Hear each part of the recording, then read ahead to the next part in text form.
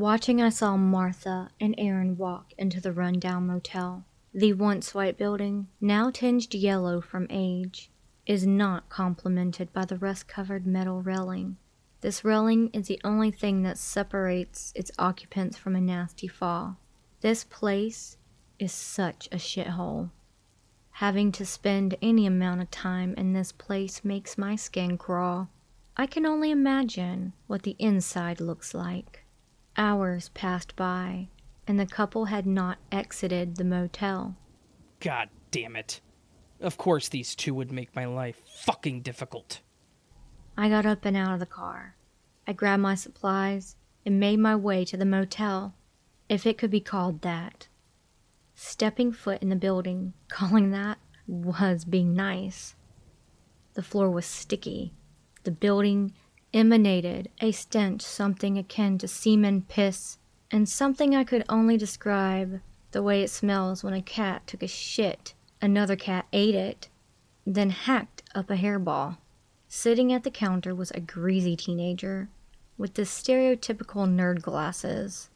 I mean, this kid was a walking cliche, pockmark, and all. His voice even made you want to punch him in the face. Can I help you, sir? You don't seem to look like our typical clientele. The kid said in a nasally tone. God, I mean, if I could shoot him, I would. But this is not why I was here. I'm looking for a couple that came in here a few hours ago. Sir, you know I can't give you that information. Listen, I am being polite here.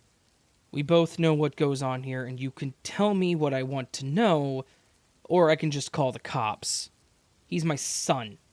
I just want to make sure that he and his wife are safe. I put on my best I am a concerned father act while slapping a $50 bill on the desk. Please. I begged. Look, mister, I could get fired if I tell you where they are, but I need to go into the back room. Please be gone when I get back. He said as he pushed the logbook over to me with all of the tonight's check-ins. Room 213? Should have guessed his lucky number. Leaving then, I made my way outside.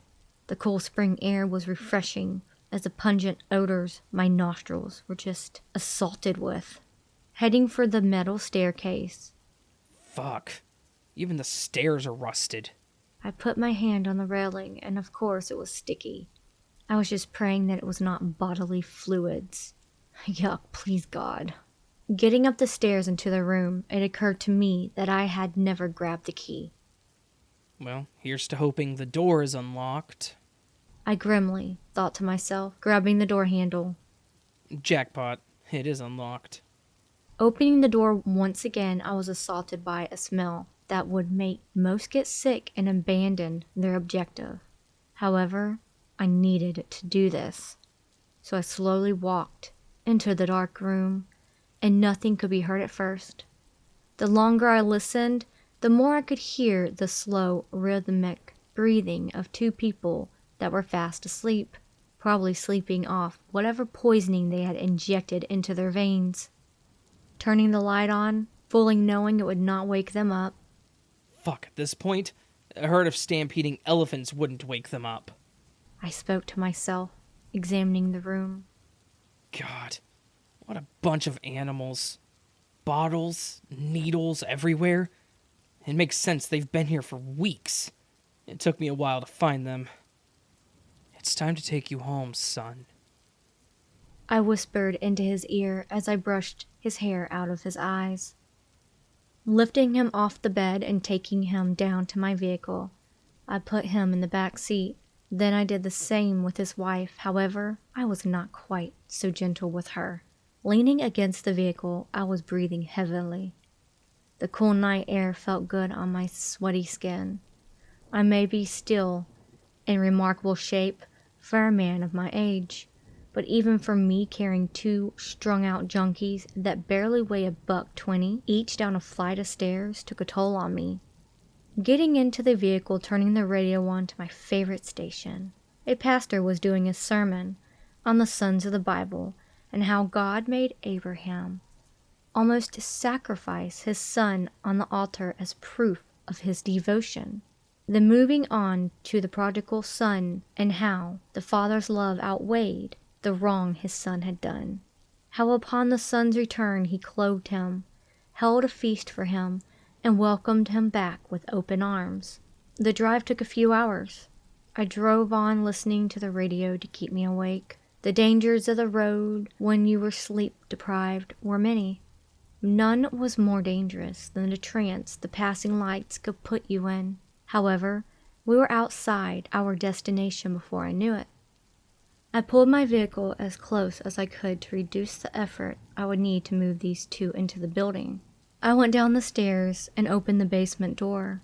Few people used this room, so not only would I have the privacy I needed, but it made it easy to get what I needed set up with no one seeing or asking unwanted questions.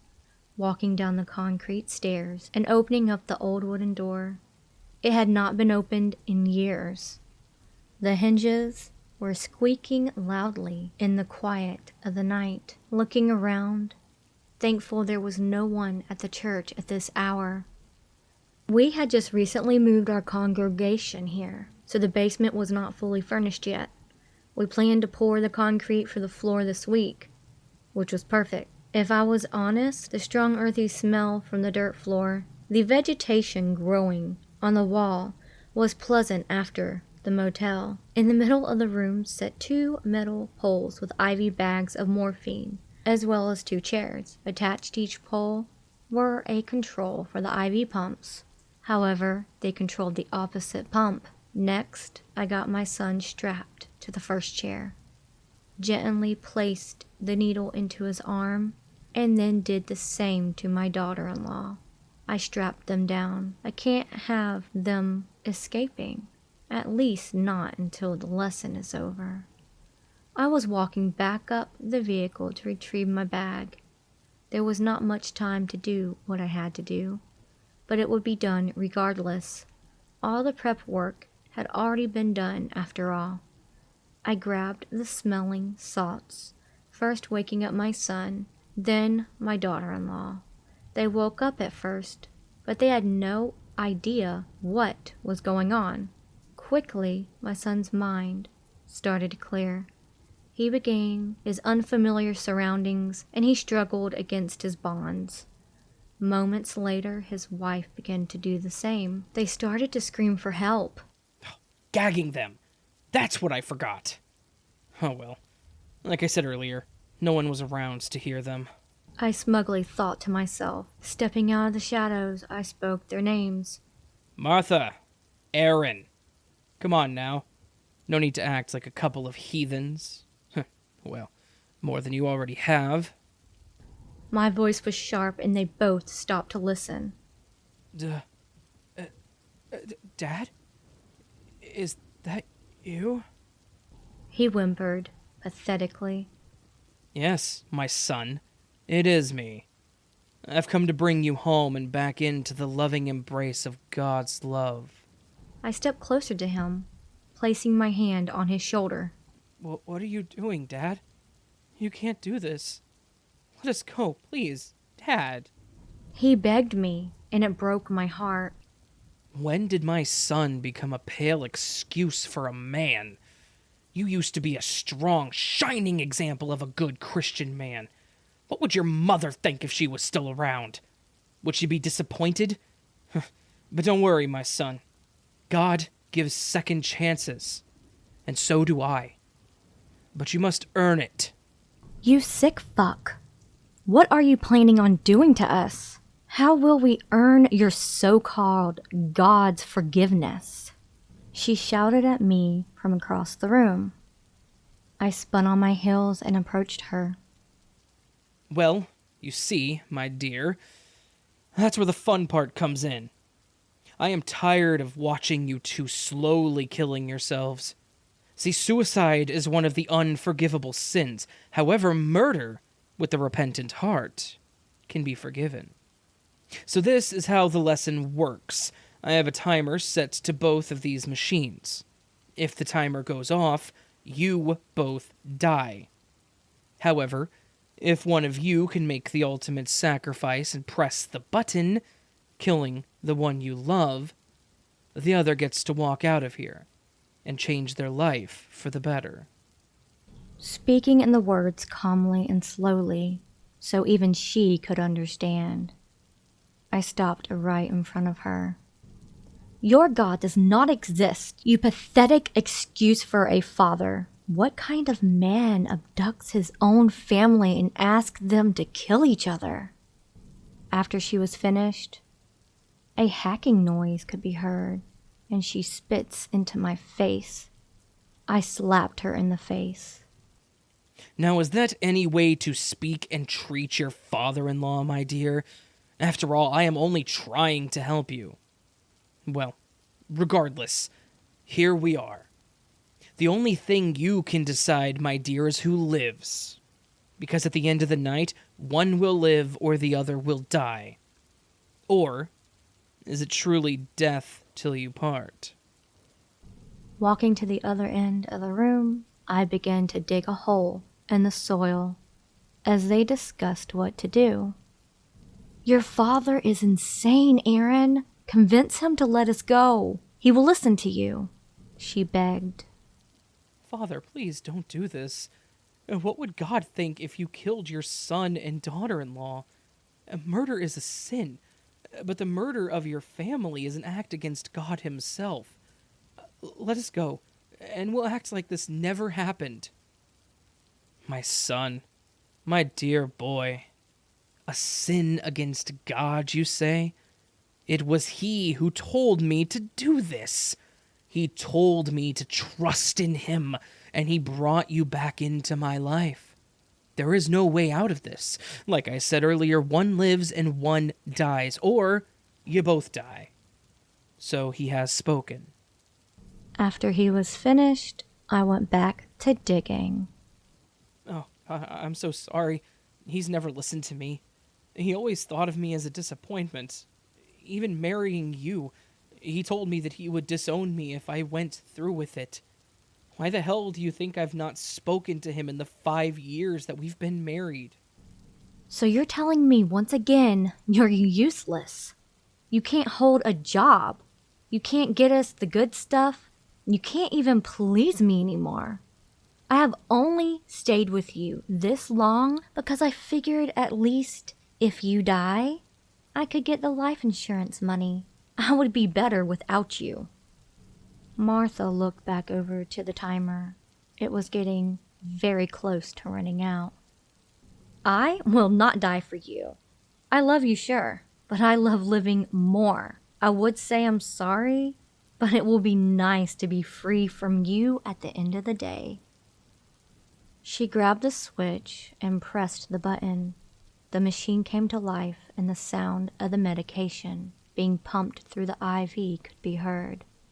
However, much to her horror, it was not her husband's bag that started to empty itself, but hers. Struggling against the binds, but it was to no avail. Moments later, the morphine entered her system, and she faded quickly. Just like that, she was gone. Walking over to my son, I spoke to him softly. See, my son, just like when God spared Abraham's son on the mountain, he has spared you.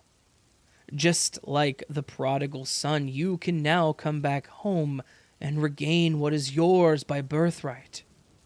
Our God is a merciful God, as long as you come back with a repentant heart. Welcome home, my son. Dad, how the fuck did you know I wouldn't press the button? He shouted angrily at me. Son, I had faith in God. With just a little faith, you can move a mountain. And besides, if you had pressed the button, it would have just killed her. You were always meant to live. Sadly, had she just had a little faith and let the clock run out, she would have lived. Oh well, she made her choice. Let's get her into this hole, my son. It's time for you to start your new life. After we finished burying her body, I drove my son to a rehab facility. The police did come by, looking for Martha shortly afterwards. It didn't take much to lead them to believe she just skipped town, leaving her husband behind. She was a druggie, and everyone knows they do odd things after all. But I like to visit the basement often to give thanks to her for her sacrifice and for finally giving me my boy back.